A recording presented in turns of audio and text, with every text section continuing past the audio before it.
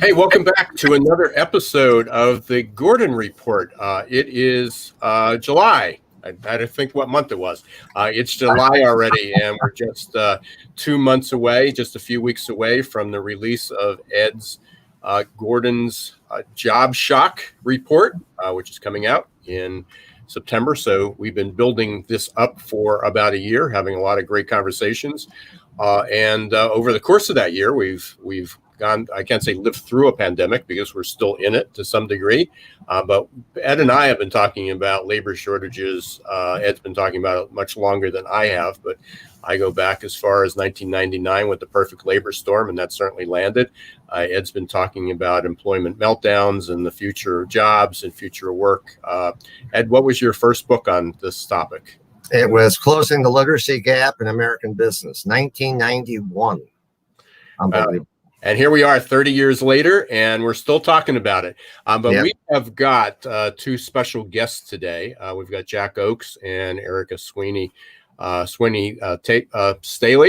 who'll be joining us. And they have already done, they're actually executive directors of two organizations that are doing a lot of work on helping with job training from all the way from high school through reskilling and upskilling the communities. And we're going to hear from them because they've been doing it. And this is absolutely what's needed. I'm going to bring them on right now, but we're going to actually, before I do that, let me just do a little prep work here. You've seen this, but we've automated it a bit. Where is it? There we go. So we talked about over the last few months, and Ed's done a lot of this research of closing the skill gap. And as you can see, by 2030, we'll do that again. By 2030, there's going to be 128 million skilled jobs, but there's only going to be, at the current pace, 56 million skilled workers. And then through education and reskilling and retraining, we'll be able to add another 40 million, but that leaves a gap of almost 32 million jobs that are going to go unfilled if we don't do a better job at that. And the current state, and this is pretty scary statistics, is for jobs that require a bachelor degree. Not every job does. We're going to talk a lot about that today, but not every job does. Unemployment is already below 4%. It's 3.8%. But we look at the uneven divide between white males, white females, black females. I noticed I have a typo there. A black female, black, and also Hispanic. Obviously, there's a very disproportionate recovery, and some segments of the population are not in recovery at all. Businesses certainly are struggling to find people. And, common question we get all the time is where are all the workers? I think that's a common headline. Where have all the workers gone? And let's answer that partially, because there are over 40 million people out there that have quit looking, and at least half of them, 20 million of them, are educated, trained, and skilled, and they can't find a job because only, according to Burning Glass, a little over 1.5% of companies are doing entry-level job training right now. And that's one of the biggest choke points that exists. Companies will not do entry-level job training, even with people who are highly skilled and educated. They want perfect matches. And I think that whole trend is about to completely change direction. And that's what we're going to talk about today. We hope so. So again, I want to thank everybody. I mean, you're listening to the Gordon Report. We do this monthly. Ed, we talked about this about a year ago, and Ed said, "Hey, I'm working on a new white paper.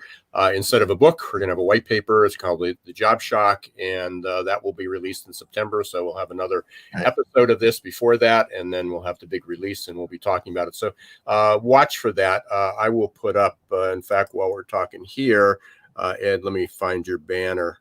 There it is. Okay. So for anybody who wants to reach out and get on receive the text version of the Gordon Report and then get notifications when the Job Shock is out, you can go to Ed's website, imperialcorp.com. and reach out for that. But right now, let's bring on Erica and Jack. There they are. Welcome to the Gordon Report, guys. Thanks. Nice to be here. Yeah. So, Erica, let's do 2 quick introductions, and then Erica, I'm going to kind of dive in with you just to give all the listeners a heads up. I'm going to dive in with you, talk a little bit about your organization, which I just found out today. It's around for almost 40 years. Mm-hmm. That's incredible. So, very, very proactive, looking into the future of what the world is going to be like 40 years down the road. We'll find out if how accurate that was. And then Jack Oakes we'll be talking with Jack. Actually, Ed will be doing the interview with Jack. And Jack's organization is High School Inc., which is also a fascinating organization. So great to have you both here.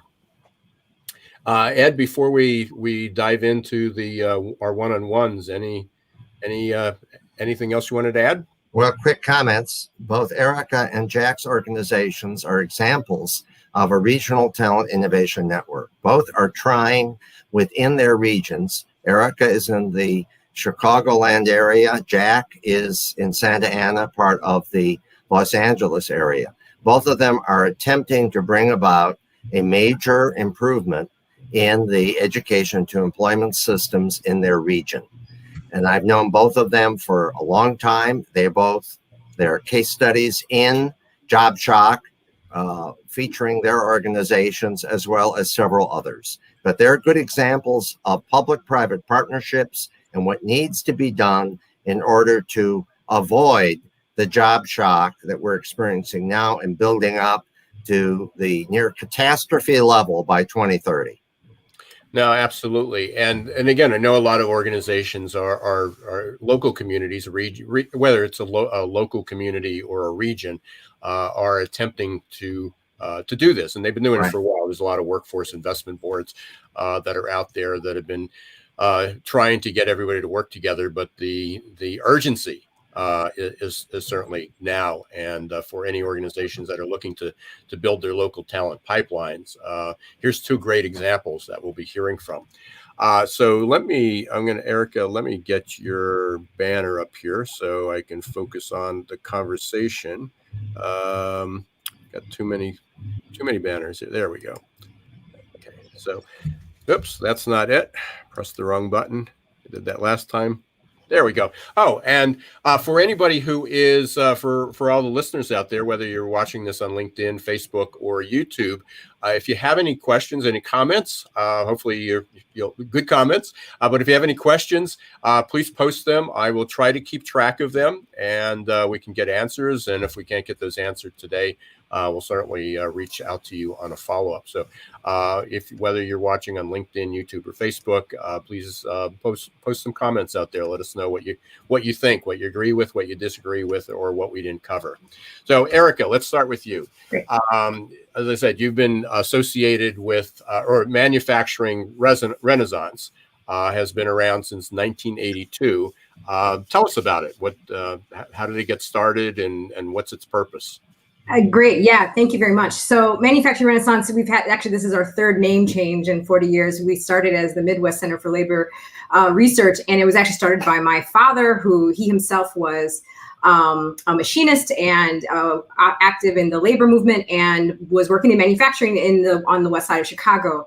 And then just like so many in the early 80s got laid off, like so many thousands, and for millions around the country at the time and since, and really just and our organization really started in response to, we knew how important these jobs were for West Side and South Side communities, like in Chicago, for working class, middle class communities, and we didn't know what was going on or what was really behind this shift. But we knew these jobs were worth fighting for, and so really the organization started to try and find solutions of what can we be doing. Because the loss of these jobs and these plants had implications for the city of Chicago. So we actually were recruited by the Harold Washington administration at the time, and we engaged community and labor groups to say, hey, people needed information. People wanted to sense what could be done. So that's how we started in that industrial retention space. And then moving forward, guess what?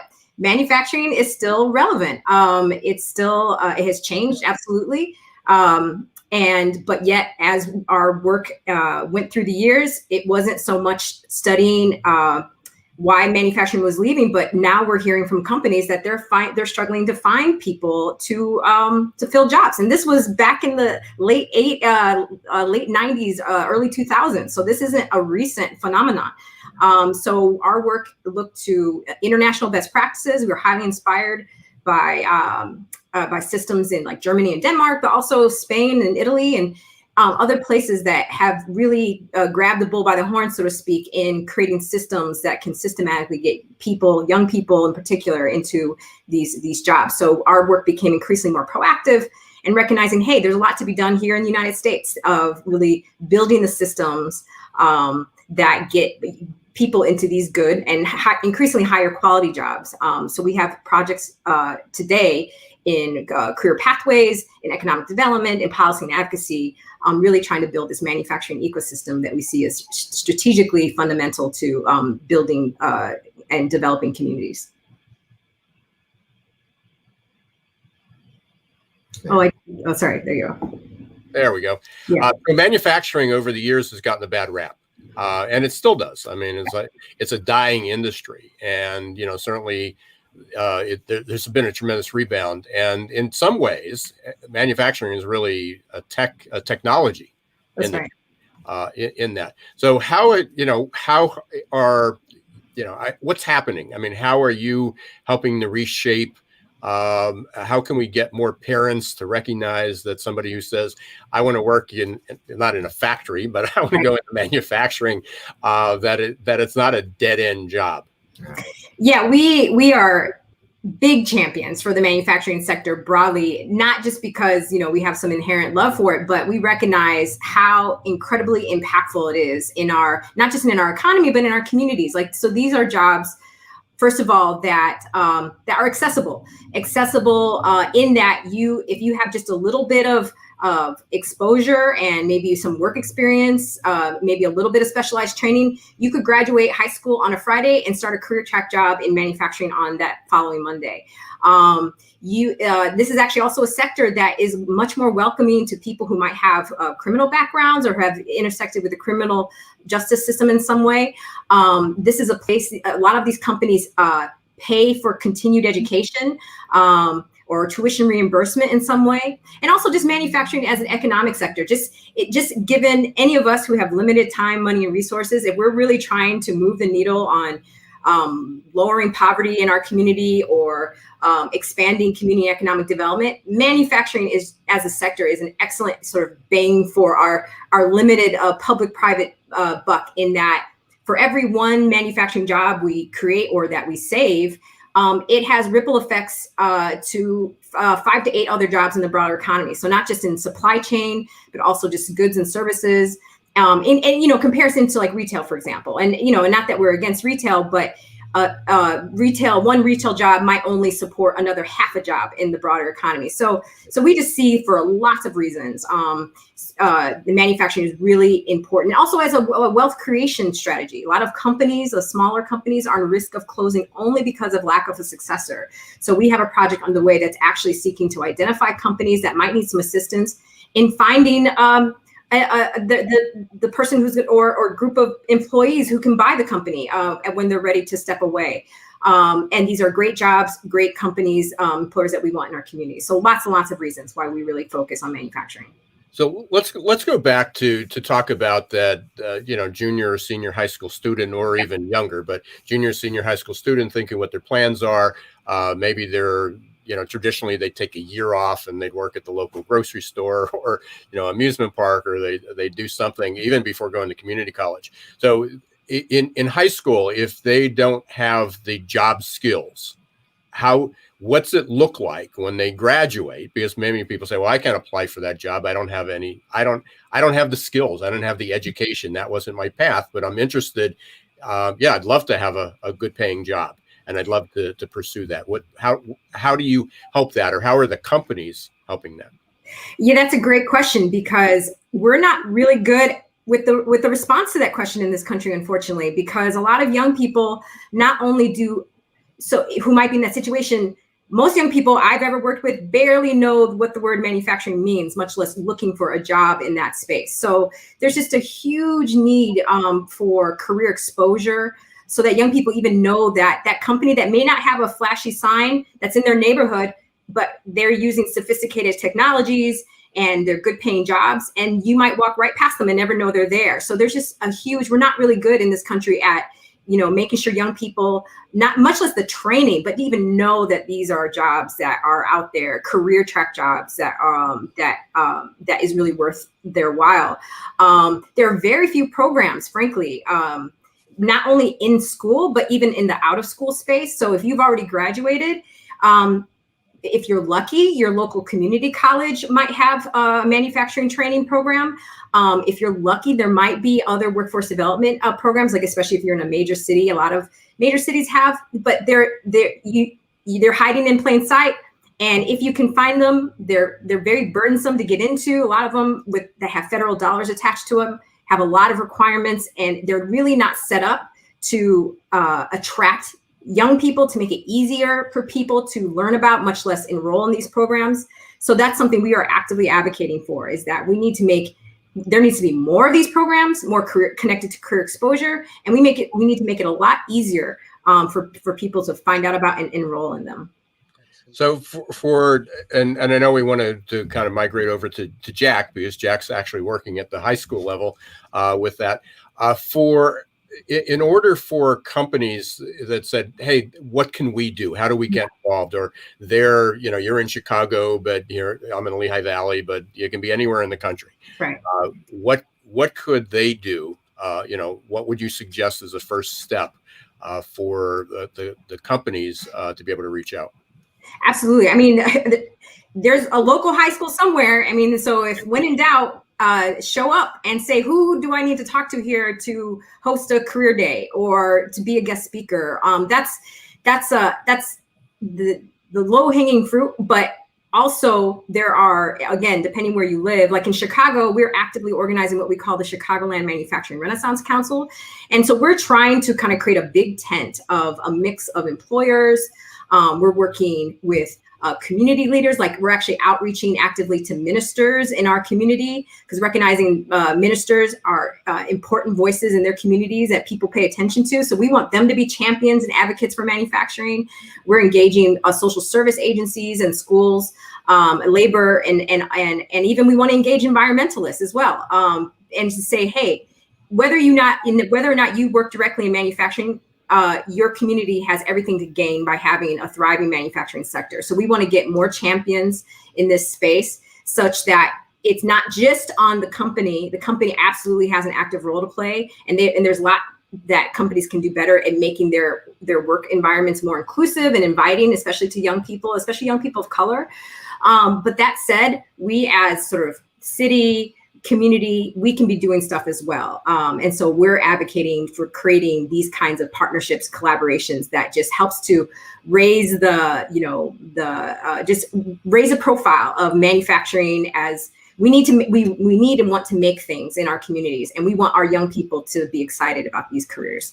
Yeah, it's just amazing going back over the years. As I said, I sort of really dove into this 1999, which was a previous time when we had these labor shortages, and came up with the perfect labor storm. But it's incredible, because the trades, manufacturing, a lot of what was considered were just dead end, unskilled, lower skilled jobs have now become, again, highly skilled, well-paid jobs. That's right. I know this doesn't fit in directly into the manufacturing, but my stepson shared the other day that they're looking for truck driver, basically garbage truck drivers. My grandson's fascinated with garbage trucks, so that subject came up. And he said, starting salary in New Jersey is $120,000 to drive a garbage truck. And CDL licenses and protection, obviously a lot of other skills. By the way, I know our goal is always to convert one person. We had a comment, so thank you, Jenny. One of the comments there, I need my 16-year-old son to watch this video. Amen. So Thank you. Great. And actually, I just want to add one more thing. A lot of what a lot of parents and educators don't necessarily realize that you might start the entry level might not, you might start in less interesting part of the manufacturing firm, but all of these companies will promote aggressively from within. So the moment you have any kind of interest in any kind of area, you might start in the machine shop.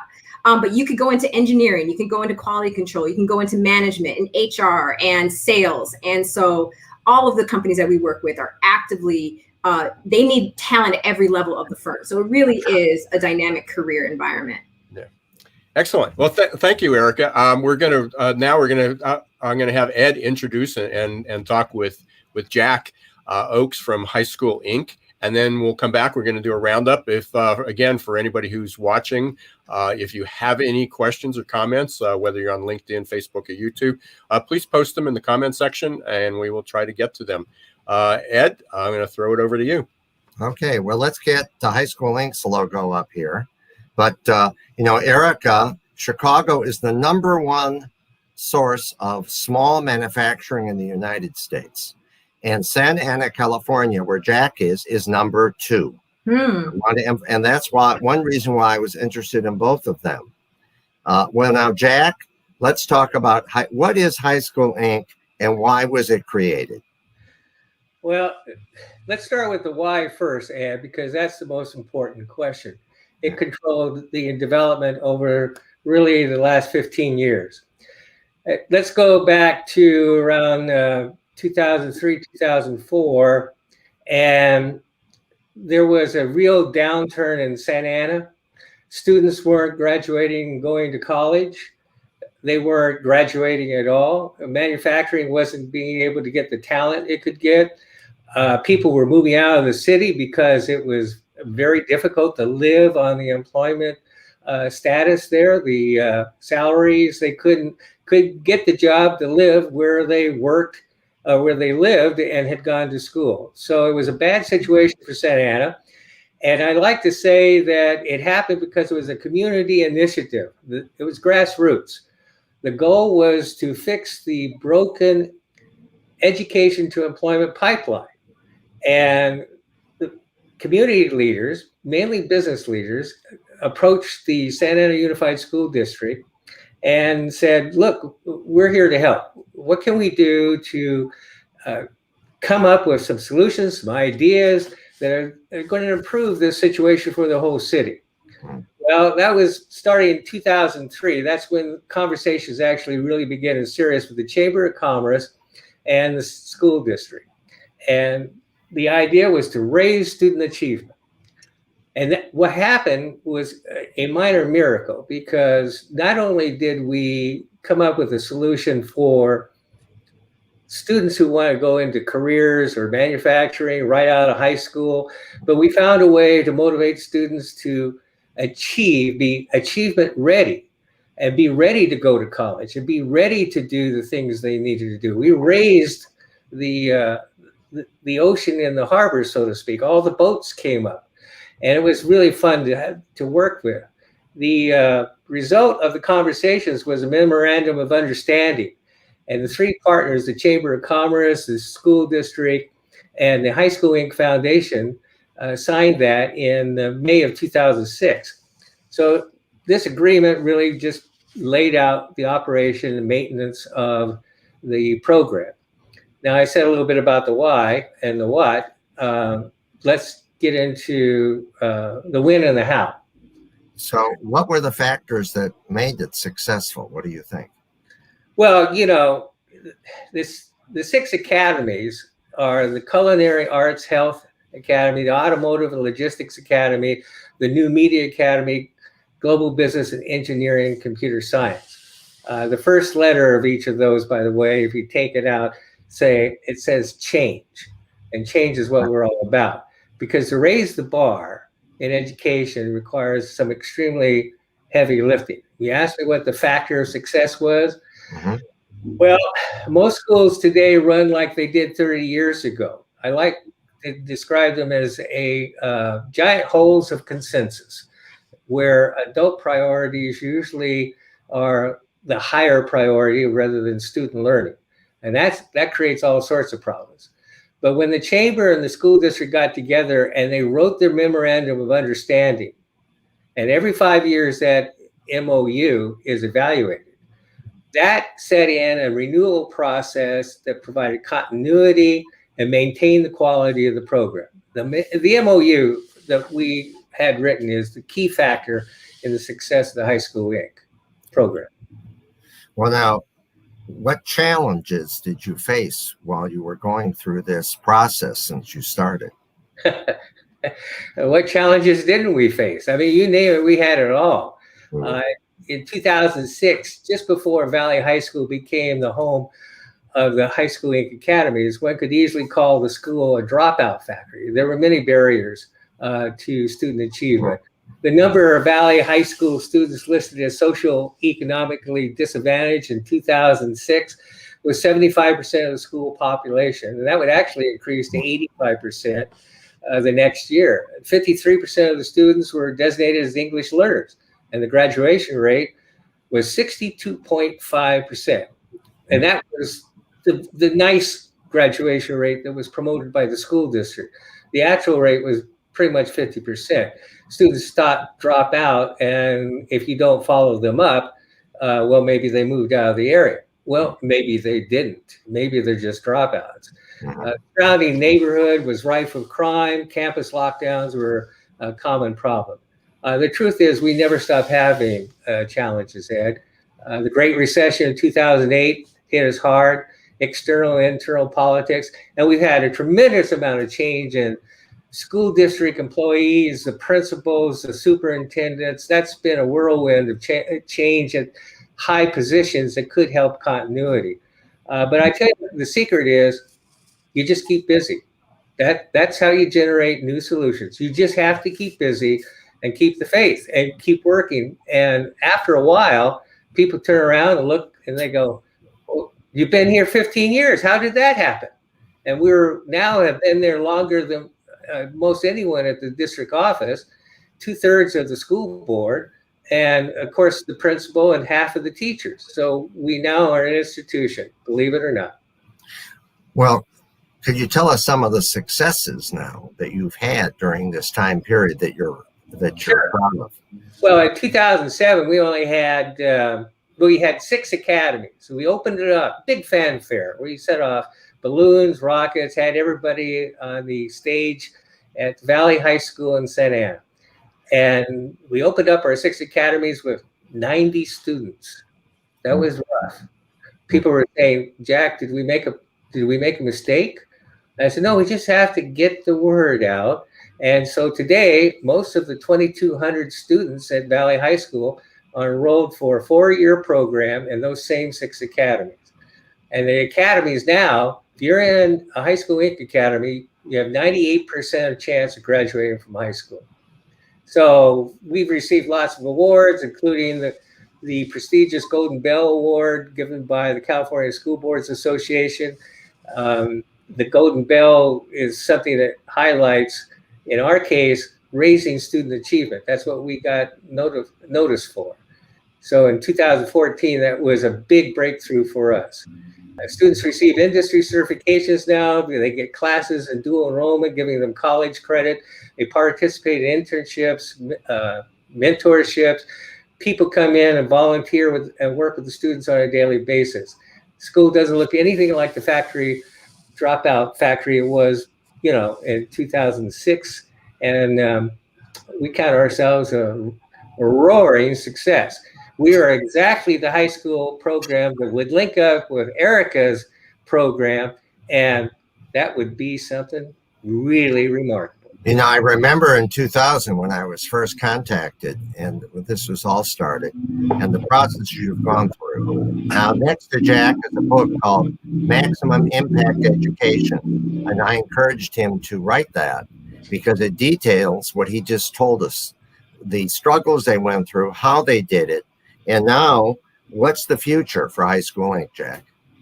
Well, we're just completing a 5-year strategic plan that is going to expand our services to other sites. Cities and schools that wish to enjoy the benefits from installing a retained program. That's what we are. We're a retained program in the education and business area. The mission of High School Inc. is to empower students and strengthen communities through business and education partnerships. So we're looking for other cities and other school sites to make our program successful for them. It takes good people, you know. We have a great staff. We have great people working on the board. It takes good people being on the same page and committed to one idea over time. That's a secret. It's called enlightened leadership, and that's what we need in every community to overcome the Luddites, the people who want to maintain the status quo, people who are afraid of losing power, money, prestige. And the truth is, if we don't do this, they're going to lose a lot of that just by trying to stop a fundamental change in this system, because it's all interconnected. Erica, you talked about information. That needs to start really in the junior high about this, not when they're 18 and 19, but when they're 10, 11, 12 years of age. And the parents need the information, not just the students. So both of these are excellent examples of grassroots community development organizations. And they still face challenges, folks. And that's why you need to get involved now. If you're in California, if you're in Chicago, anywhere you're at, because otherwise we are faced by 2030 with a very brutal economic environment across the country. And it all involves around one thing: education and training. And there are the numbers again that we saw at the very beginning of the program. Our economy cannot afford to have millions of people who are techno peasants, who basically have very poor education, have no skills, and are unemployable. Hey, Jack, I have a question for you. Sure. In your description with the academies, they sound a little bit about like specialized voc tech. Going back to my years, you would go to a career in technical school, and it was the kids who didn't want to go to college, and they went into the trades and they developed that specialty. Is this just a more sophisticated model of that, and beyond just learning the trade? I assume they're also getting a more academic, a more liberal arts academic education included in that. Ira, that's a beautiful question, because look, I go back to my original statement about we found a minor miracle. What we did is we integrated the academics with the career technical skills. So if you took a pathway, and it doesn't matter what pathway a student takes, they get transferable skills, especially what some people call the soft skills of working in teams, understanding what it's like to report to work on time every day. Those kinds of skills, I call those success skills. But they learned those skills along with their academics, and then with project work based learning, they get a project where academics are applied to it, the career technical skills are applied to it, and the kids learn how to solve real world problems. And you treat them as if they can do real world problems. And guess what? Their achievement rises, their spirit rises, and their achievement rises to their potential or beyond. Are all the students, I want to say forced, but do they have a choice? They have to choose an academy, or is there still a more a non-academy track that they can choose, a college track, I guess? Yes. Well, the good news is here, as Ed kind of alluded to, we have set up the pathways now from the intermediate schools starting in the 6th grade. So the kids have an idea. They just get introductory, a menu, if you will, to pick from, and they have many different minor experiences. But over time, they begin to lean a certain way in their educational curriculum. So they get to select, and they get to opt out or opt in or to move from one to another. Is that a guidance issue? Yes, it is. Did we solve it? Pretty close. I wouldn't say we're perfect yet. We got a long ways to go to being perfect, but it takes the buy-in from the faculty that's been able to understand over time that we're there for the common ground between the academics and the career technical education. And that is student achievement. All the teachers agree on that.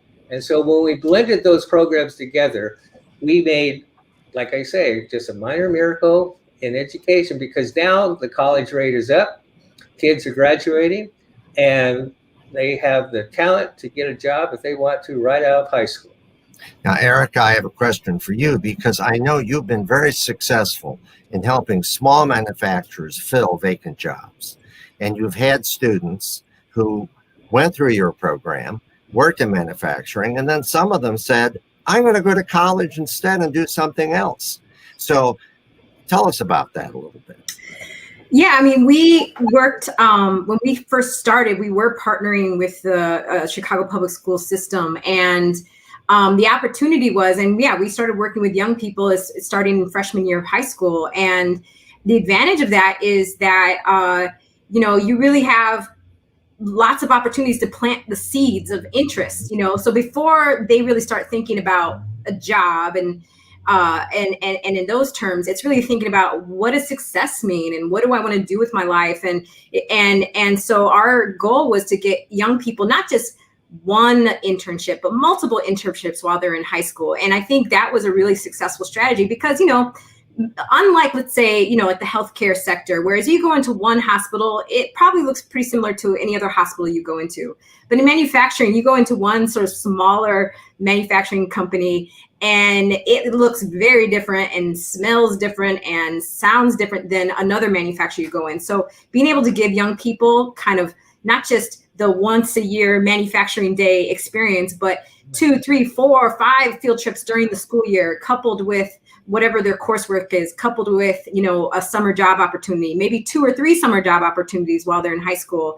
And then you really start to generate that interest of saying, oh, maybe not this company because it just kind of smelled funny, but I really like this company because, you know, I had lunch with the president and I really want to do what he does or she does. And so for us, that's really been a really important part of really, you know, multiple points of contact over years. And then, yeah, and you really get young people who, when we first meet them, they're like, what's manufacturing? And to kids who really start to say, oh, wow, I can really see myself on this path. And so, yeah, we've had some really great success. And, you know, over the years, we've had maybe about close to 400 kids participate in our program in some shape or form. We've helped close to 250 kids earn about 350 industry credentials.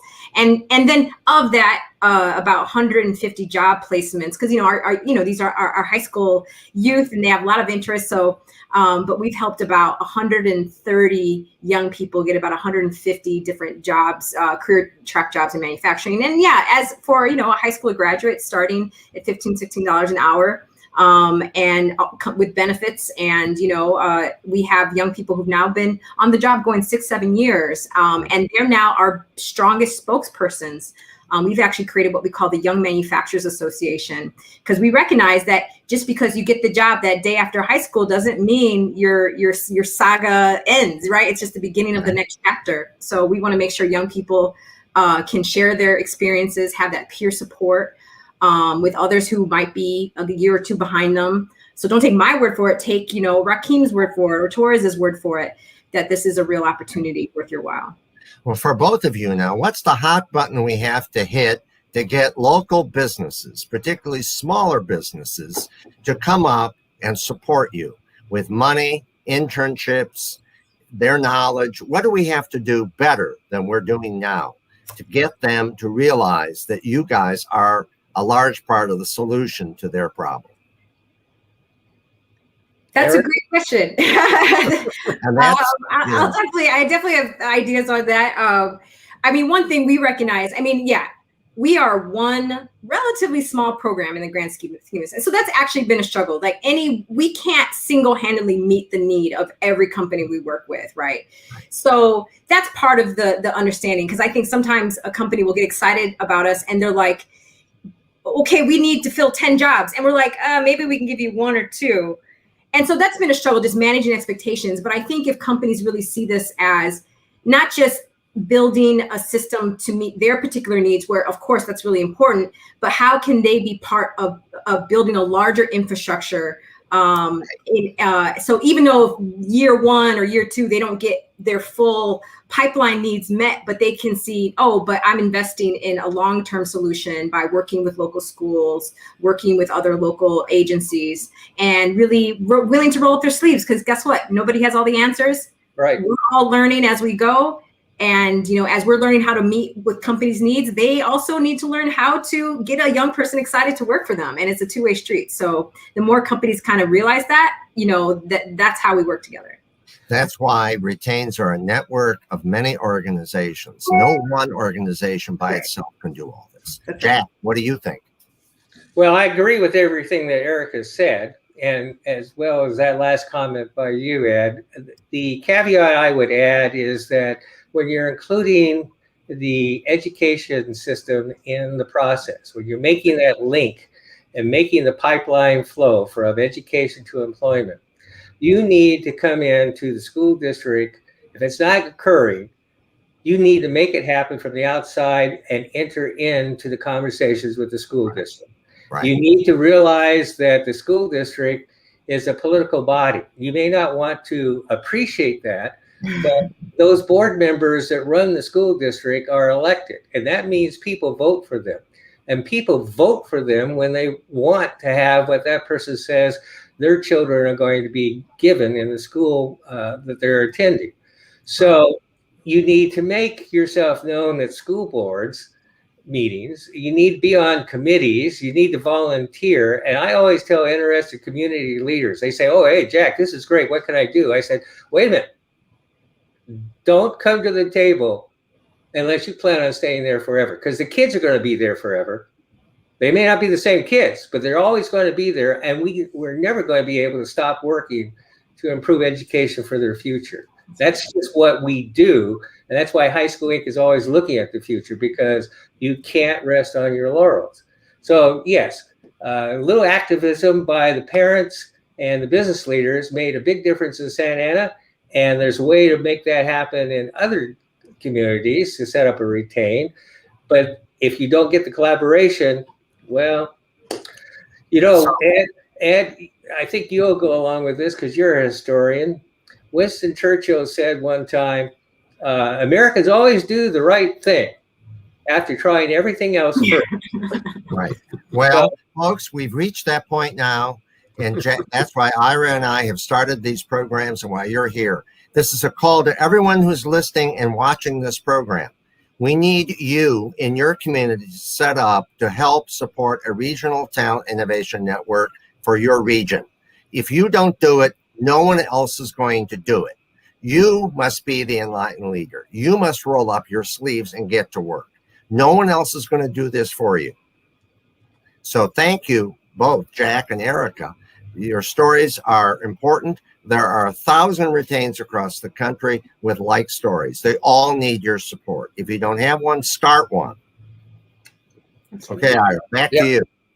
And both of you, this is fascinating, and appreciate you spending some time. I know you both got busy schedules, and congratulations for what you've done, and thank you for what you do, and best and a lot of good luck and best wishes, because I know it's a long journey.